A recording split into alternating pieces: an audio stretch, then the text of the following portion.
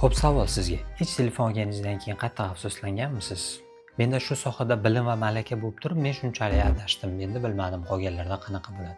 Tanishing, bugungi mehmonimiz Oppo Samsung A34 telefoni. Odatda byudjet Samsung telefonlari deganda hammani xayoliga A marka bilan boshlanadigan Samsung telefonlar xayoliga keladi.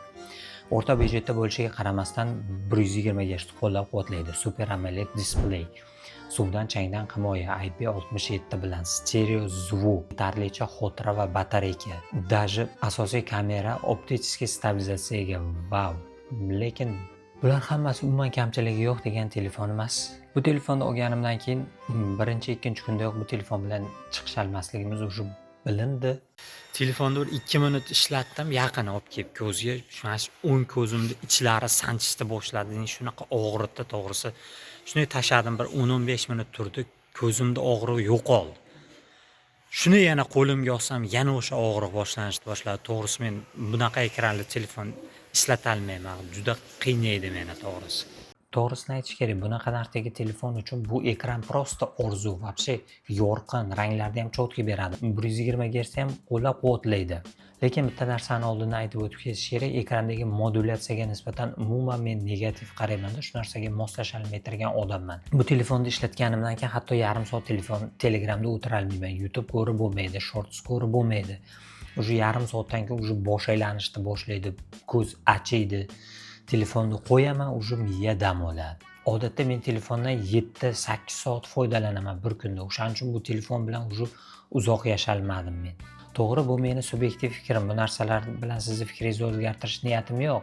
Hammaning ko'zi ekranda har xil qiladi. Menga ta'sir qilgan narsa sizga ta'sir qilmasligi mumkin, lekin bu narsa haqida yaxshiroq o'ylab ko'rishni tavsiya qilgan bo'lardim. Sardor juda oshirib yubording detirgan bo'lsangiz, keling mana sonlarga murojaat qilamiz. Ekran maksimalniy yarkisida eng minimum shim bo'lishi kerak. Bitta qarang, 46% ko'rsatyapti, 45, 44. Agar yarkisni pastlatadigan bo'lsangiz, вообще 100 ga yaqinlashib ketyapti. Bu odamni ko'zi uchun o'ta zararli hisoblanadi. Odam uchun 10-20% eng maksimum hisoblanadi. Sardor, agar Samsung firmasiga protiv bo'lsang, buni bizga ochiqona aytib qo'yqol detirgan bo'lsangiz, gap bunda emas.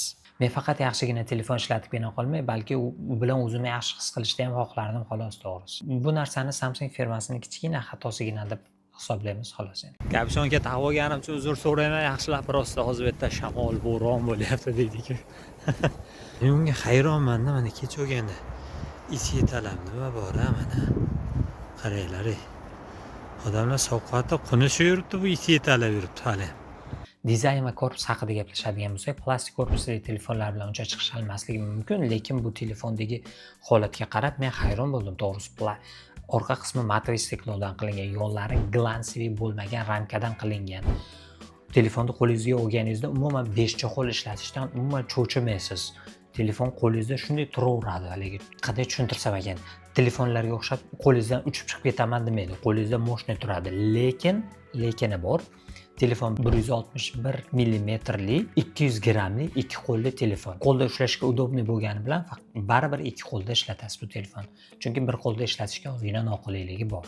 Negativ tomonlariga ozgina qarab o'tadigan bo'lsak, korobkadan chiqmay qo'ygan podarkalarga уже hamma moslashib bo'lgan. Men zaryadniyda nazarda tutyapman, уже hamma tushundi bu narsani. Shu narsalar kamlik qilganda telefonga USB 2.0 Type-C o'rnatilgan. Bu nima degani? Bu sizga sodda qilib tushuntiradigan bo'lsam, USB 2.0 da ma'lumotlar almashishi o'ta sekin hisoblanadi. Endi mayli unisiga ham chidash mumkin-u, bu sekin zaryadlaydi ham degani. Endi qarang, zaryadnik chiqmagandan keyin siz uyingizdagi zaryadniklar bilan zaryadlashni boshlaysiz. Hammaning uyida har xil zaryadnik bor. Birida 15 vatli, birida 20 vatli, birida 30 vatli. Telefonni zaryad ushlashiga umuman gap yo'q. Batareykasi zo'r ishlab beradi, lekin uzoq zaryad oladi-da. Mana shu tomoni ozgina qandaydir yoqimsiz holat desa ham bo'laveradi. 1 soat, 1,5 soat, 2 soat, 3 soat. Bu endi zaryadning quvvatiga qarab bu siferlar o'zgaraveradi. Telefonni xotirasi, operativkasi haqida gaplashadigan bo'lsak, xotirasi unchalik muhim emas, уже yetarlicha xotira bilan keladi-yu, operativkasiga e'tibor berishimiz kerak. Nimaga? Chunki buni ikki xil varianti bor, 8 gigabaytlisi va 10 gigabaytlisi. Men sizga tavsiya qilgan bo'lardim, albatta 8 gigabaytlisini olishni. Sabab, chunki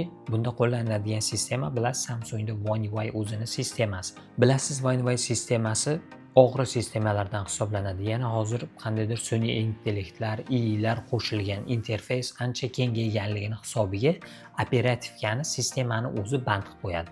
8 gigabayt bilan bu narsani yopish oson, lekin 6 gigabayt bilan ozgina qiynalib qolish mumkin. Nimaga? Telefonni olasiz, 1 oy, 2 oy ishlatganingizdan keyin qandaydir tormozlanishlar, frizlar, qotishlar boshlanishni boshlaydi.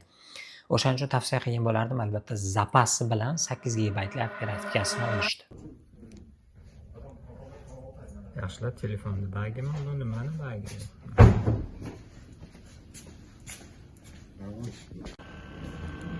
Серьезно, ataylab qilganim yo'q, mana yana boshlandi mana.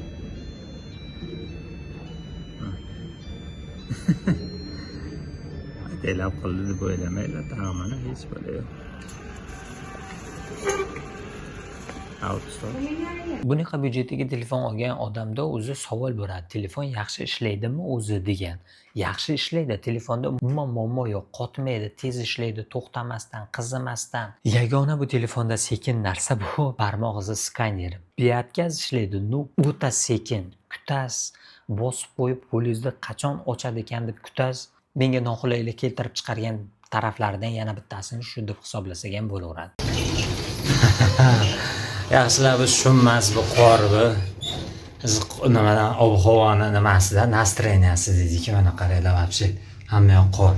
Bu gapni boshqa yoqqa burmang, короче. Отвечатga вообще parod qilyapti bor. Qo'l muzlayib o'tibdi, ochilmaydi deng. Вообще qiynadi, to'g'risi. Xullas отвечатga ishonmaylar. Hamma yoq qor mana. Yetib keldik biz deydi-ku. Batareyka masalasiga keladigan bo'lsak, standart 5000 machli akkumulyator. Agar siz o'yin o'ynamay turgan yoki постоянно syomka qilmay turgan bo'lsangiz, ertalab chiqib ketib turib, kechqurun uyga bemalol yetib kelsangiz bo'laveradi. Lekin yana o'sha aytganimdek, sekin zaryadlash bilan zaryadlaysiz xolos. Samsung firmasini yoqtirgan funksiyalarimdan bittasi mana ko'rib turibsiz, Always On funksiyasi. Bu narsa o'zi asosan batareykani ekonom qilish uchun chiqarilgan. Ekranni yoqib turib soatni ko'rishdan ko'ra har doim yoniq turadi. Lekin bu narsa telefonga foyda berishdan o'rniga bu telefonda zararga ishlaydi. Nimaga men hozir sizga tushuntirishga harakat qilaman. Odatda telefonni teskari qilib qo'yganingizda yoki cho'ntakka solganingizda yoki qorong'u paytda bu funksiya yoki bu ekrandagi soat o'chish kerak avtomatik ravishda. Bu telefonda bo'lsa umuman o'chmaydi. Har doim yoniq turadi. Bu o'zidan o'zi zaryadni yeb bitiradi. Men ko'rdim, o'zidan o'zi zaryad yo'qolib qolaveradi. Qarayman, zaryad yo'qolgan. Shu funksiyani o'chirdim, hammasi o'z iziga tushib ketdi. Sizga ham tavsiya qilardim shu narsani, agar sizga unaqa zarar bo'lmay turgan bo'lsa, o'chirib yurishdi. Chunki batareykani ancha tejaydi bu narsa. Telefonning yurak qismi hisoblangan chipset qismiga qaray turgan bo'lsak, bunda joylashgan protsessor MediaTek Dimensity 1080 protsessori o'rnatilgan. Hamma o'ylashi mumkin bu protsessor bilan uzoqqa borib bo'lmaydi. Lekin agar bundan oldingi videoni ko'rgan bo'lsangiz, o'sha kompyuter o'yinlarini o'ynagan qahramon telefonimiz aynan shu telefon bo'ladi. Bu gapim bilan nima demoqchiman? Protsessor yetarlicha yaxshi, qizimaydi, energiyani tejaydi. Xullas, bu telefon uchun bazaviy zadachalar, yengil o'yinlar o'ynayman desangiz ham umuman ko'tarib beraveradi. Xullas, bu tomondan ko'nglingiz to'q bo'lsa ham bo'laveradi bu protsessorda. To'g'ri, endi flagman protsessor emas, endi Snapdragon 8 Gen 2 emas, o'zlaring yaxshi bilasizlar. Endi byudjetga yarasha protsessor to'g'risi.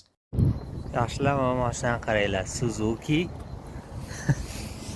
Mana yozuvni qaranglar. Ertaga, agar A bo'lganda ertaga bo'lardi deydi-ku. Protsessorning minus tomonlari haqida gaplashadigan bo'lsak, 4K 60 FPS yozilmasligini hisobga olsak, qolgan tomonlari yaxshi. Menga ma'qul tomonlaridan yana bittasi telefonda vibratsiyasi.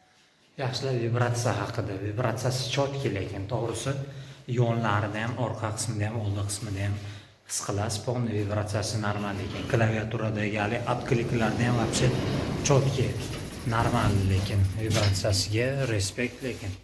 Nimaga doim vibratsiya haqida gaplashaverasizlar, Sardor deytirgan bo'lsangiz, doim bezovk rejimda yuradigan odamlar bu narsani qadrini juda yaxshi biladi. Chunki nimaga? Ertalab agar qo'shnilarni bezovta qilmasdan uyg'onmoqchi bo'lsangiz, sizga albatta vibratsiya kerak bo'ladi. Bezovk yuradigan odamlar deyarli vibratsiya zvukdan keyingi ikkinchi darajali narsa hisoblanadi. Aloqa haqida gaplashadigan bo'lsak, men уже ishlaytirgan skladdan xabarlaring bor. Hamma qismi metall bilan o'ralgan, uncha-muncha telefon antenna ushlavermaydi, lekin bunga respekt. antenna, Wi-Fi, Bluetooth hamma narsasida umuman muammo yo'q. GPSda ham boshqa. Xullas, svязь bo'yicha sizda umuman muammo bo'lmaydi. Telefonda yoqimli tomonlaridan bittasi bunda joylashgan stereo kolonkalar. Tepa qismida ham, pastki qismida ham ovoz chotki, chiroyli, baland, yoqimli. Eshitish juda yoqimli, lekin qarash.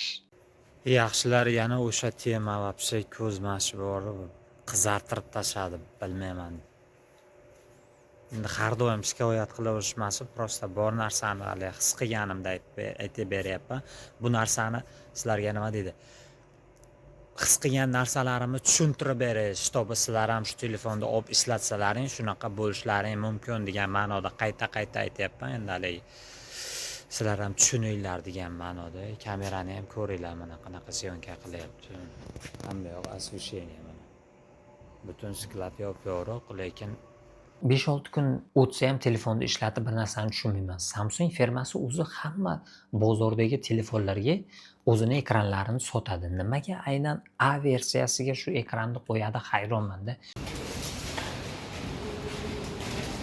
Bir qo'lda bola yetalab ketyapti, bir qo'lda. Ikkovi ham tixirlik qilyapti, qaranglar. Tabassum qiling, men sizni rasmga oldim. Demak, bu telefonda kamera ham bor. Kamerasi haqida gaplashadigan bo'lsak, agar siz A33 telefonni ko'rgan bo'lsangiz, o'sha uchala kamerani shunday ko'chirib olib turib, shunday bu telefonga o'rnatilgan. O'sha telefondagi kачество bilan bu telefondagi kачество deyarli bir xil. Optik stabilizatsiya bor, bu narsa kamyob. Lekin sirazi aytaman, video syomkalar o'ylagan darajada emas. Stabilizatsiya bo'lsa ham faqat 30 kadrda ishlaydi. Oq svetni yaxshi ajratmaydi. Bir dunyo shu kadrlarda. Hamma narsa kasha, kunduzi okey, lekin uyda oddiy svet bilan syomkada sizni xursand qiladigan natijalarni bermasligi mumkin. Videoni tushundik. Bu telefonni kuchli tomoni emas desak ham bo'laveradi. Rasmga olishga keladigan bo'lsak, yorug'lik yetarli darajada bo'lgan joylarda umuman muammo yo'q. Masalan, qarang, butunlay qorong'u holatda olingan rasm. Bu holatda bo'lsa, ozgina yorug'lik. Mana ranglar ham chotga, hammasi chiroyli beradi. Portret rejimda alohida aytib o'tish kerak. Portret rejimga vobshe gap yo'q. Chotga ajratadi. Qisqacha qilib aytganda, videodan ko'p narsa kutmaymiz. Frontalka o'ziga yarasha, rasmga olish bo'lsa, bu vaziyatga qarab o'zgaraveradi. Agar sizda yorug'lik yetarli bo'lsa, chiroyli rasmlarni chiqarib beradi. Agar qorong'uda rasmga oladigan bo'lsangiz, siz uje chiroyli rasmlarni kutmasligingiz mumkin bu telefonda. O'zbekistonga qaytgim keladi men ham dedik. Qani u? Ha, mana. Mana. O'ylamanglar bunda tag'in samolyotni ko'raman deb, prosta harakat qilib turgan svetlarni ko'rsa bo'ladi xolos. Mana shunaqa gaplar. Bir narsa esdan chiqmasin, virtualniy datchik. Boshqa telefonlarda har doim aytgandek bu muammo bo'ladi, lekin bu telefonda bunaqa muammo yo'q. Chotga ishlaydi mana. Menga yoqqan tomonlaridan bittasi mana shu. Mana bu tomonda ham ishlayveradi. Tikka qilganingizda ham ishlaydi. Xullas, virtualniy datchik tomondan siz umuman muammo qilmasangiz ham bo'laveradi. Xo'p, xulosaga o'tadigan bo'lsak, medlenniy zaryadka, operativani oshirish uchun qilinadigan doplata, ko'zni tugatadigan ekran, o'ziga yarasha kamera. Agar bu narsalar sizga qo'rqinchli bo'lib eshitilgan bo'lsa, bu telefon tomonga umuman qarashni ham tavsiya qilmayman. Olish haqida xayolingizga ham keltirmang. Agar bu tomonlari sizga unchalik qiziq bo'lmay turgan bo'lsa, tez, avtonomniy, qizimay turgan, qo'lga udobniy, bazaviy zadachalarni umuman muammosiz bajarib beradigan standartniy telefon. Lekin bir narsa esingizda tursin, bu hammasi meni istoriyam xolos. Balki sizda unaqa holat bo'lmas. Nima bo'lgan taqdirda ham oxirgi qarorda har doim siz hal qilasiz. Sizlar bilan Sardor Texnoddiyda siz har doimgidek sog' bo'lasiz.